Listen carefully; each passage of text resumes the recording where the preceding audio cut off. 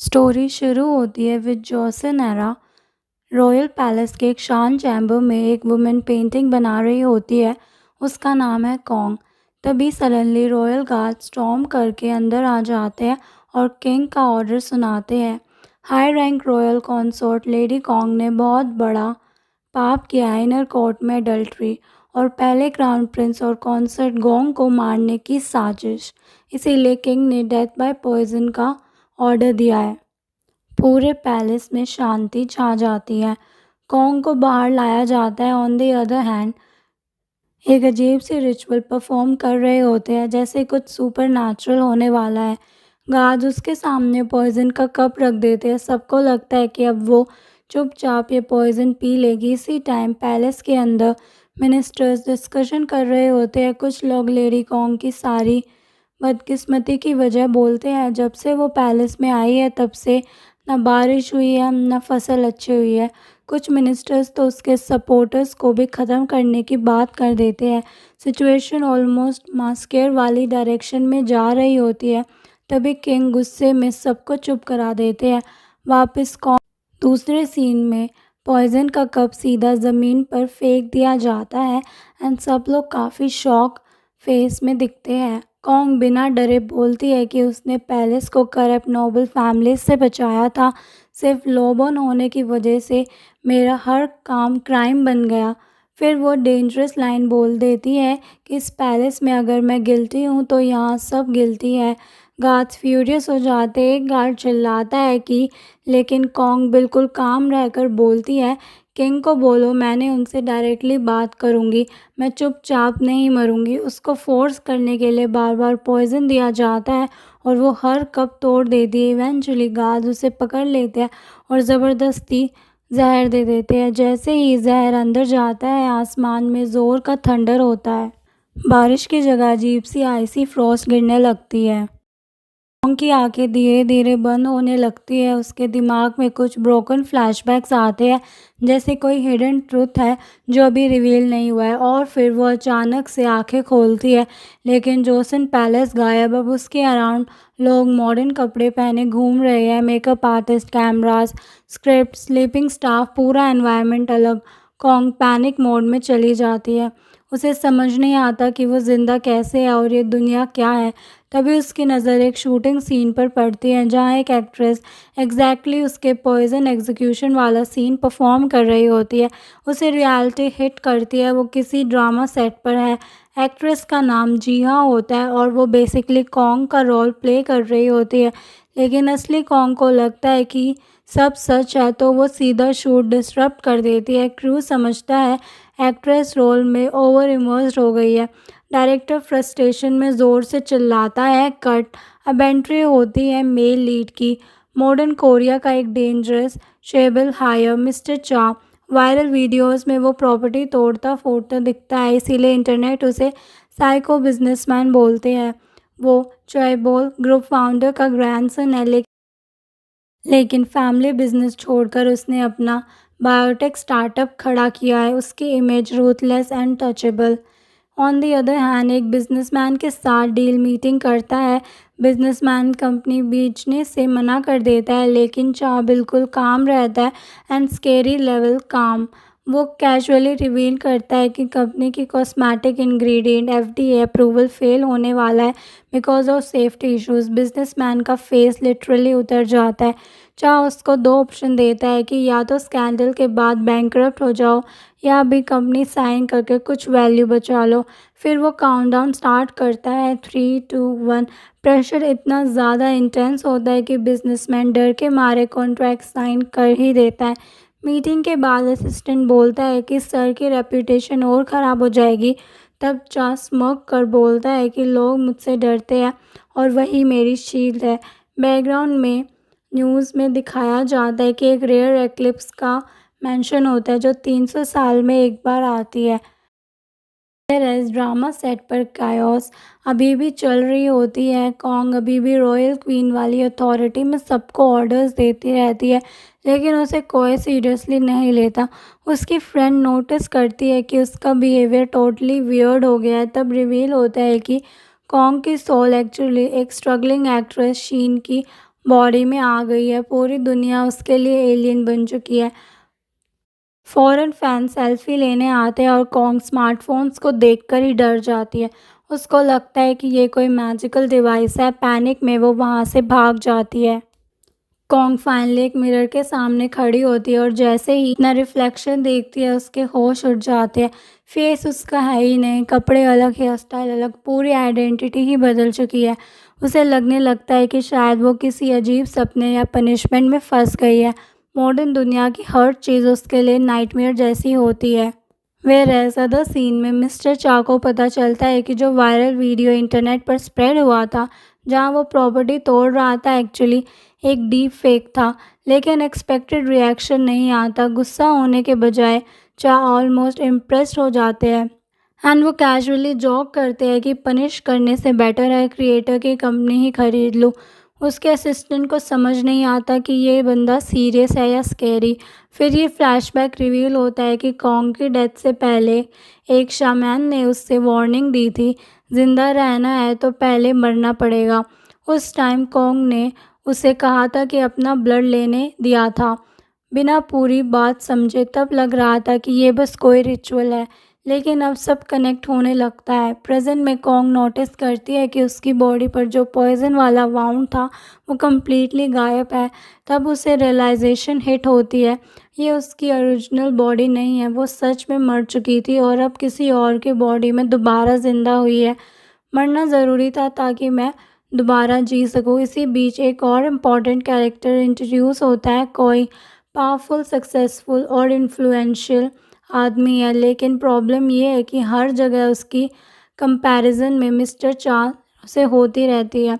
Interview में भी reporters बार बार चा की कंट्रोवर्सीज और सक्सेस की बातें करते रहते हैं and instead of focusing on कोई, वो स्माइल मेंटेन करता है बट अंदर ही अंदर क्लियरली बहुत जेलस एंड इरिटेटेड है। मीनवाइल कॉन्ग और ये पैलेस पॉलिटिक्स सर्वाइव करने वाली वुमेन के लिए मॉडर्न मैनिपुलेशन कोई नई चीज़ नहीं थी।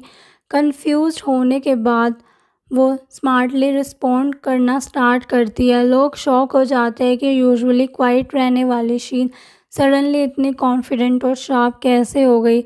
On the other hand chaebol group के चेयरमैन यानी मिस्टर चा के ग्रैंडफादर को वायरल स्कैंडल के बारे में पता चलता है। फैमिली ऑलरेडी चा के रिबेलियस बिहेवियर से फ्रस्ट्रेटेड होती है और अब पब्लिक कंट्रोवर्सी ने और टेंशन बढ़ा दी है। चेयरमैन चाहता है कि चा फैमिली इमेज प्रोटेक्ट करे, लेकिन वो क्लियरली किसी के कंट्रोल में रहना नहीं चाहता। मीनवाइल कॉन्ग अकेली मॉडर्न सियोल की स्ट्रीट्स में भटक रही होती है। Giants building, speeding cars, neon lights, screens, उसके लिए सब ओवरवेलमिंग होता है। फिर अचानक से वो एक प्रॉप वेपन देख लेती है। उसे लगता है कि असली अटैक होने वाला है। पैनिक में वो रोड की तरफ भाग पड़ती है बिना ट्रैफिक देखे। सेम टाइम पर जहाँ अपनी कार में ऑनलाइन हेट कमेंट स्क्रॉल कर रहा होता है, लोग उसे मॉन्स्टर, साइको और करप्ट फैमिली का स्पॉइल हायर बोल रहे होते हैं। नॉर्मली वो इनडिफरेंट रहता है बट आज इरिटेशन क्लियरली उसके फेस पे विजिबल है। एंड तभी एक लड़की डायरेक्टली उसके सामने आके गिर पड़ती है। चा और उसका असिस्टेंट इंस्टेंटली बाहर भागते हैं थिंकिंग उन्होंने किसी को हिट कर दिया है, लेकिन क्लोजर देखने पर पता चलता है कि वो बस बेहोश है। जैसे ही वो उसे हेल्प करने की कोशिश करते हैं, वो अचानक से आंखें खोल देती है पूरे पैनिक के साथ। उसे लगता है कि वो नर्क यानी हेल में आ गई है। जैसे ही चा उसकी तरफ बढ़ता है, वो फिर से भागना स्टार्ट कर देती है एंड इससे वो काफ़ी इरिटेट हो जाता है एंड उसके पीछे भागता है कि स्टॉप रनिंग, लेकिन वो सीधा बिजी ट्रैफिक पे घुस जाती है। एक स्पीडिंग कार उसकी तरफ जूम करती है और लास्ट सेकंड पर चा उसे पकड़कर साइड में खींच लेता है। दोनों रोड के बीच एक दूसरे को बस स्टेयर करते हैं और फ्यू सेकंड्स के लिए जैसे टाइम फ्रीज हो गया और ये उनकी क्रेजी डेस्टिनी की एक्चुअल बिगनिंग होती है। इवन आफ्टर सम टाइम चा उसे रोड साइड खींच कर चिल्लाता है कि तुम पागल हो क्या, मुझे पता है तुम स्कैंडल क्रिएट करना चाहती हो, अगर एक्सीडेंट हो जाता तो मुझे कोर्ट के चक्कर लगाने पड़ते। एंड वो इंस्टेंटली गुस्से में आ जाती है कि तुम्हारी हिम्मत कैसे हुई मुझसे ऐसे बात करने की। एंड वो सीधा उसके फेस पे स्लैप कर देती है। अराउंड खड़े लोग शॉक में उनकी तरफ देखने लगते हैं। सिचुएशन और भी ज़्यादा ऑकवर्ड हो जाती है जब चा डैमेज कंट्रोल के लिए उसे पैसे देने की कोशिश करता है तो कॉन्ग और भड़क जाती है। वो नियर बाय ट्री ब्रांच उठाकर चा को मारना स्टार्ट कर देती है। सरप्राइजिंगली चा भी ब्रांच पकड़ लेता है और दोनों ऑलमोस्ट बच्चों की तरह फाइट करने लग जाते हैं। नियर बाय लोग वीडियोस बनाना शुरू कर देते हैं। जी वॉन साइड में खड़ा बस हंस रहा होता है। फाइनली चा क्राउड नोटिस करता है और एम्बेरस्ड होकर बोलता है कि ओके मैं हार गया, स्टॉप इट, बहुत एम्बेरसिंग हो रहा है, मेरी गलती थी, जाओ हॉस्पिटल चेकअप करा लो, सब एक्सपेंसेस हम पे करेंगे। बाद में कंपनी वापस जाकर वो फ्रस्ट्रेटेड टोन में बोलता है कि मुझे लगता है कि वो लड़की कम्प्लीटली इनसेन है। जी हॉन मजाक में रिप्लाई करता है कि लगता है ब्लैकमेल करने आई थी, वैसे फॉर्चून टेलर सही बोल रहा था, इस साल आप लकी रहोगे, बस पानी आग और स्पेशली वुमेन से दूर रहना। वो आई रोल करता है, मुझे नहीं पता तुम क्या बकवास कर रहे हो, अगर वो फिर से आई तो बस मेडिकल बिल पे कर देना। On the other hand Kong aimlessly घूम रही होती है। जब उसकी नज़र ज़मीन पर बने एक ह्यूज मैप पर पड़ती है तब एक गाइड स्टूडेंट को लेकर आता है और बोलता है कि आए हम जोसन हिस्ट्री एक्सप्लोर करेंगे।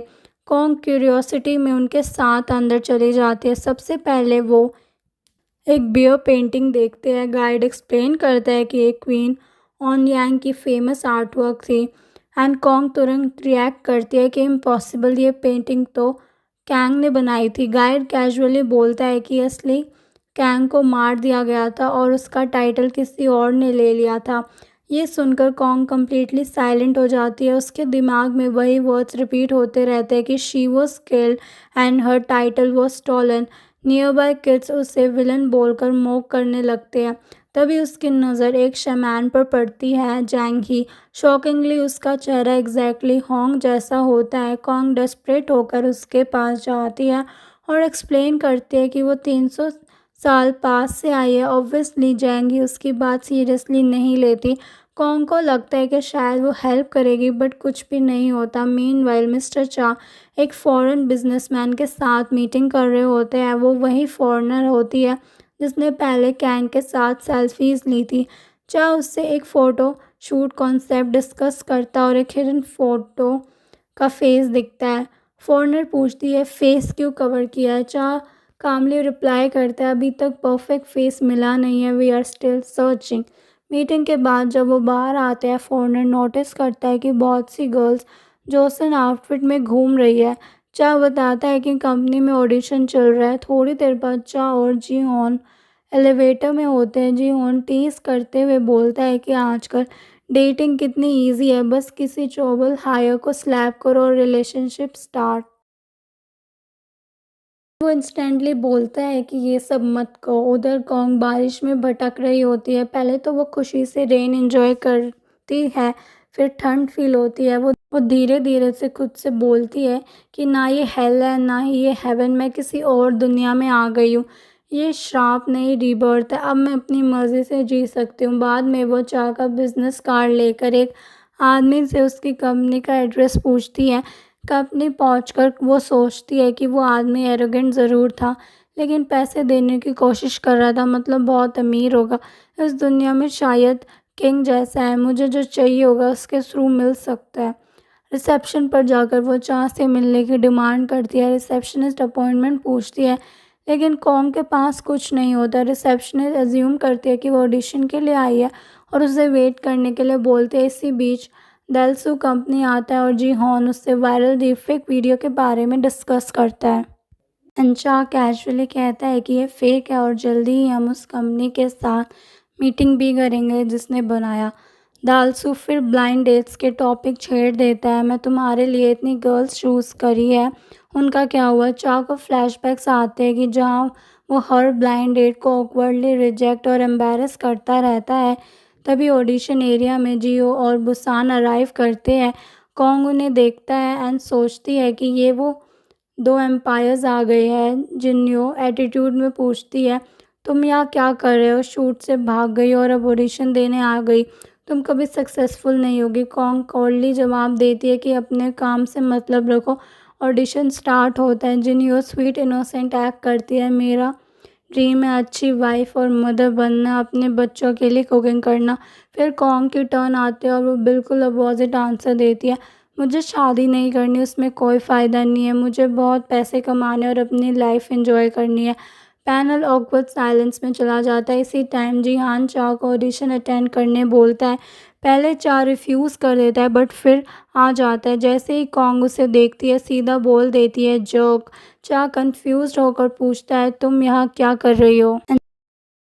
एग्जीक्यूटिव्स पूछते हैं कि क्या वो उसे जानता है। ऑडिशन के बाद कॉन्ग उसके पीछे भागने लगती है एंड वो एक डील करना चाहते हैं बट वो बहुत अनइंटरेस्टेड होता है एंड इवन उसे इग्नोर करके वहाँ से चला जाता है, बट स्टिल वो उसके पीछे रहती है। तब अचानक से कॉन्ग को स्ट्रेंज फीलिंग आती है एंड उसकी सिक्स्थ सेंस से उसे पता चलता है कि कुछ बुरा होने वाला है।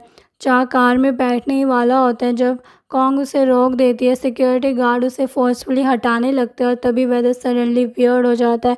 सब आसमान की तरफ देखते हैं, एक रेड टेल स्टार स्काई में चमक रहा होता है। कॉन्ग गार्ड से छुटकर चाह के हाथ पकड़ती है और उसे ज़ोर से साइड में खींच लेती है। नेक्स्ट सेकंड एक जाइजेंटिक ह्यूमन स्टैचू ऊपर से गिरकर डायरेक्टली चाह की कार क्रैश कर देता है। सब स्टन रह जाते हैं। चाह इंस्टिंक्टिवली कॉन्ग को अपनी आर्म्स में शील कर लेता है ताकि उसे चोट ना लगे। Scene suddenly Jason era flashback में शिफ्ट होता है। कॉन्ग अपनी मेट के साथ फ्लावर्स तोड़ रहे होते हैं जब किंग उसके पास आता है एंड स्टार्ट फ्लर्टिंग। इवन वो पूछती है कि यहाँ क्यों आया हो, तो वो बोलता है कि वो बहुत वीक लग रही है इसीलिए मेडिसिन लाया। लेकिन जैसे ही कॉन्ग मेडिसिन देखती है उसका एक्सप्रेशन चेंज हो जाता है। वो शॉक में मेडिसिन गिरा देती है और फॉर्मली बोलती है कि मैं यहाँ कभी नहीं पीऊँगी। प्रेजेंट में कॉन्ग अचानक ड्रीम से उठती है। जिहान चाह से पूछता है कि क्या हॉस्पिटल कॉल करे, बट चाह कैजुअली बोलता है रहने दो, थोड़ी देर में खुद उठ जाएगी। और सच में कुछ देर बाद कॉन्ग होश में आ जाती है। लेटर वो चाह के ऑफिस में बैठी होती है। चाह डायरेक्टली पूछता है कि तुम्हें कैसे पता चला स्टैचू गिरने वाला है। कॉन्ग हेजिटेट होकर बोलते हैं कि शायद तुम बिलीव नहीं करोगे बट मेरे पास सिक्स सेंस है, मुझे पहले से फील हो जाता है जब कुछ बुरा होने वाला होता है। और फिर एक जोसन फ्लैशबैक स्टार्ट होता है जहाँ कुछ लोग कॉन्ग पर अटैक करने की कोशिश कर रहे होते हैं। लेकिन प्रॉब्लम ये थी कि कॉन्ग पहले से ही सब फील हो गया था। उसके सिक्स सेंस ऑलरेडी वार्निंग दे चुकी थी। रिजल्ट ये था कि अटैक होने से पहले ही सब अटैकर्स अरेस्ट कर लिए गए थे। प्रेजेंट में वापस आते ही चाह सस्पिशियस टोन में बोलता है, तुम उस आदमी के साथ कनेक्टेड हो जिसने स्टैचू गिराया था, राइट? कॉन्ग इंस्टेंटली आर्ग्यू करती है कि मैं तुम्हारी जान बचाई, अगर मैं इन्वॉल्व होती तो तुम ज़िंदा नहीं होते। फिर वो एक बोल्ड प्रपोजल देती है कि मैं तुम्हारे लिए काम करूँगी और तुम्हें प्रोटेक्ट भी करूँगी। चाह को ये आइडिया बहुत रिडिकुलस लगता है, वो सीधा मना कर देता है। लेकिन कॉन्ग पीछे हटने को रेडी नहीं होती। वो बार बार इंसिस्ट कर रही होती है कि, और फाइनली इरिटेटेड होकर चाह उसे ऑफिस से बाहर निकलवा देता है। नीचे पार्किंग एरिया में जिहान उसे देख लेता है और सिंपैथी में बोलता है कि वो उसे घर ड्रॉप कर देगा। मीनवाइल चाह सिक्योरिटी फुटेज चेक करता है। वीडियो में क्लियरली दिखाई देता है कि प्रोटेस्टर स्टैचू को ऊपर तक लेकर गया और फिर नीचे फेंका। तब उससे पहले वाला इंसिडेंट याद आता है कि एक प्रोटेस्टर कंपनी बिल्डिंग में घुसा था और सिक्योरिटी ने उसे बाहर फेंक दिया था। उस टाइम जिहान ने कैजुअली बोला था कि शायद पैसे की वजह से आया। अब चाह को रियलाइज्ड होता है कि प्रोटेस्टर ऑलरेडी पेड था, मतलब किसी और ने और ज़्यादा पैसे दिए होंगे मर्डर अटेम्प्ट के लिए। दूसरी तरफ जिहान कॉन्ग को कार में बिठाता है। कॉन्ग कार को देखकर बोलती है, तो ये तुम्हारा पेलिंक्विन है। जिहान हंस पड़ता है और बोलता है कि डरो मत, इसके अंदर सेफ रहोगी। राइड स्टार्ट होते ही कॉन्ग डिजी फील करने लगती है। इस पेलिंक्विन को धीरे चलाओ। जिहान स्पीड चेक करता है और कार सिर्फ 20 किलोमीटर पर आवर पे चल रही होती है। एंड देन डालसू के बर्थडे डिनर पर फैमिली मेम्बर्स गैदर्ड होते हैं। मुंडू और चाह की आंस जुरोन और जूमी भी। कन्वर्सेशन में रिवील होता है कि डेल्सू सबसे ज़्यादा मुंडू को पसंद करता है। रीज़न इमोशनल था। 17 साल पहले डेल्सू को लीवर ट्रांसप्लांट चाहिए था। फैमिली में किसी ने हेल्प नहीं की, सिर्फ मुंडू ने अपना लीवर डोनेट करने के लिए हाँ बोला। प्रेजेंट में सब मुंडो की तारीफ़ करते हैं लेकिन वो हम्बल बनकर बोलता है कि उसने कुछ स्पेशल नहीं किया, तब सब नोटिस करते हैं कि चा डिनर पर एब्सेंट है। उधर जिहान कॉन्ग को उसके अपार्टमेंट के पास ड्रॉप करता है और बोलता है कि स्टैचू इंसिडेंट शॉक के लिए ट्रीटमेंट करा लेना चाहिए। अपार्टमेंट बिल्डिंग में एंटर करते ही लैंडलॉर्ड बोलता है कि उसकी ग्रैंडमदर उसका वेट कर रही है। यही एंट्री होती है ऑक्सून की। स्वीट ग्रैंडमदर ने कॉन्ग के लिए माउंटेन जैसा खाना प्रिपेयर किया होता है। बाद में वो उसे पैसे भी देती है और प्राउडली बोलती है कि चाहे लाइफ कितनी टफ हो और उस पर प्राउड है। रेस्टोरेंट भी अच्छा चल रहा है, इसीलिए टेंशन ना ले। मीनवाइल चा फाइनली फैमिली डिनर में पहुंचता है। बहुत एटमॉस्फेयर कोल्ड है। फैमिली उसे क्रिटिसाइज़ करती है जैसे वो आउटसाइडर हो। बाद में जिहान सजेस्ट करता है कि स्टैचू केस पुलिस को दे दे। चा क्वाइटली रिप्लाई करता है कि मुझे सबसे ज़्यादा शक अपने आसपास के लोगों पर है, सब मेरे एनिमीज़ है। फिर वो कॉन्ग का टॉपिक उठाता है, उसको 2 बार मेरे सामने आना कोइंसिडेंस नहीं हो सकता, उसकी बैकग्राउंड इन्वेस्टिगेट करो। Back at the apartment Kong अपना टाइनी रूम देखती है, इतना छोटा कि विंडो भी नहीं है। सडनली नेक्स्ट रूम से नॉकिंग साउंड आती है। कॉन्ग भी जवाब में नॉक करना स्टार्ट कर देती है। थोड़ी देर बाद नेबर गैंगमैन बाहर आता है और इरिटेट होकर कंप्लेन करता है, लेकिन इस बार कॉन्ग उसी रूड स्टाइल में उसको इंसल्ट कर देती है जिसमें वो यूजुअली सबको इंसल्ट करता था। बाकी नेबर सीक्रेटली खुश हो जाते हैं। उस रात चा और कॉन्ग दोनों को और जोसन फ्लैश बैक आते हैं। कॉन्ग याद करती है कि एक मेड उसे टॉर्चर कर रही थी और उसने एक हैवी बॉक्स में लॉक कर दिया गया था। ऑन दी अदर हैंड चा को किसी की मास सिचुएशन में एक आवाज़ याद आई थी, कोई हेल्प के लिए रो रहा था। लेटर कॉन्ग को रूम में शूरी की डायरी मिलती है। डायरी हार्ट ब्रेकिंग होती है। शूरी लिखती है कि उसकी लाइफ मिजरेबल है, डेंजरस स्टंट सीन करने पड़ते हैं, क्रेडिट कभी नहीं मिलता और इंडस्ट्री उसे इनविजिबल ट्रीट करती है। वो सिर्फ अपनी ग्रैंड मदर के लिए सब टॉलरेट कर रही होती है। डायरी पढ़ने के बाद कॉन्ग रूफटॉप पर जाती है। कुछ सेकंड के लिए वो नीचे देखकर जंप करने की सोचती है, फिर इंस्टेंटली खुद को रोक लेती है। मैं यहाँ मरने नहीं आई। वो प्रॉमिस करती है कि शूरी की रूइन लाइफ को वो रिस्पेक्ट और डिग्निटी देगी। Next day total transformation. Kong modern history phone पर स्टडी करती है, रूफटॉप पर कपड़े धोती है और स्लोली मॉडर्न लाइफ अडेप्ट करना शुरू करती है। एक रिपोर्टर सीक्रेटली उसकी फ़ोटो लेने की कोशिश करता है, लेकिन कॉन्ग को पहले ही फील हो जाता है। वो सीधा स्टिक फेंक कर उसको हिट कर देती है। नियर बाय लोग इम्प्रेस्ड हो जाते हैं। लेटर गैंगनैम फिर शूरी का सामान चुराने की कोशिश करता है, बट कॉन्ग उसे रेड हैंडेड पकड़ लेती है। नेबर्स उसकी ब्रेवरी को चीयर करते हैं। मीनवाइल मुंडो साइकेट्रिस्ट यून हान के नए क्लिनिक पर जाते हैं। वो एक प्लांट गिफ्ट करता है, लेकिन सीक्रेटली उसमें रिकॉर्डर हिडन होता है। इसी बीच चा अपने दोस्त योंग यून से मिल रहा होता है। योंग टीज करता है कि कॉन्ग 2 बार सडनली तुम्हारे सामने आना साउंड लाइक क्रेजी डेस्टिनी या लव स्टोरी। चा इंस्टेंटली डिसमिस कर देता है। फिर उनकी पूरी कन्वर्सेशन सीक्रेटली रिकॉर्ड होती रहती है। On the other hand Kong के पास पैसे ख़त्म हो जाते हैं तो वो फिर चा के कंपनी में घुसने का प्लान बनाती है। सिक्योरिटी गार्ड उसे पकड़ लेते हैं, फिर भी कॉन्फिडेंटली बोलती है मुझे जॉब दो, मैं तुम्हें प्रोटेक्ट करूँगी। चा फिर से मना कर देता है और अब जब वो उसे इंसल्ट करता है कॉन्ग गुस्से में उसके फुट पर ज़ोर से स्टेप कर देती है। ऑब्वियसली उसके बाद उसे बाहर फेंक दिया जाता है। लेटर जिहान चा को शूरी की बैकग्राउंड रिपोर्ट देता है। शॉकिंगली रिपोर्ट ऑलमोस्ट एम्प्टी है। सस्पिशियस कुछ भी नहीं है, बस इतना कि वो ग्रैंड मदर ओकिस उनके साथ एक टाइनी अपार्टमेंट में रहती है और ग्रैंड मदर रेस्टोरेंट चलाती है। कॉन्ग मीनवाइल सेमोन युंग से पैसे बोरो करती है। फिर स्टोरी ट्विस्ट लेती है। वो डायरेक्टर जो शूरी को एक्सप्लॉइट करता था उसकी ट्रुथ पब्लिक हो जाती है। एक कोलीग सारे स्टंट वीडियोस ऑनलाइन अपलोड कर देता है और ओवरनाइट कॉन्ग वायरल सेंसेशन बन जाती है। मीम्स, एडिट्स, क्लिप्स हर जगह सिर्फ उसका डिस्कशन। इवन चा भी वीडियोस देखता है।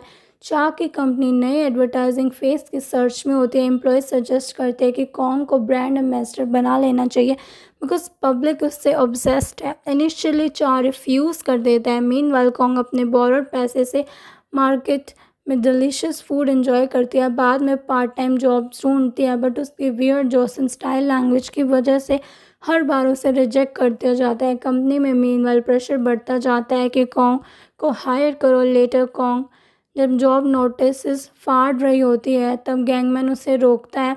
आर्ग्यूमेंट के दौरान रिवील होता है कि गैंग नाम एक्चुअली स्ट्रगलिंग एक्टर रैप, क्योंकि कॉन्ग फेमस हो चुके हैं, लोग उसके किसी को भी देखकर एक्साइटेड हो जाते हैं। वो जो प्रोडक्ट टच करे इंस्टेंटली सेल आउट हो जाते हैं। एक डायरेक्टर उसे ऐड करने का ऑफर देता है और डबल पेमेंट का प्रॉमिस करता है। कॉन्ग सीधा बोलते हैं कि उसे 7 टाइम्स पेमेंट चाहिए।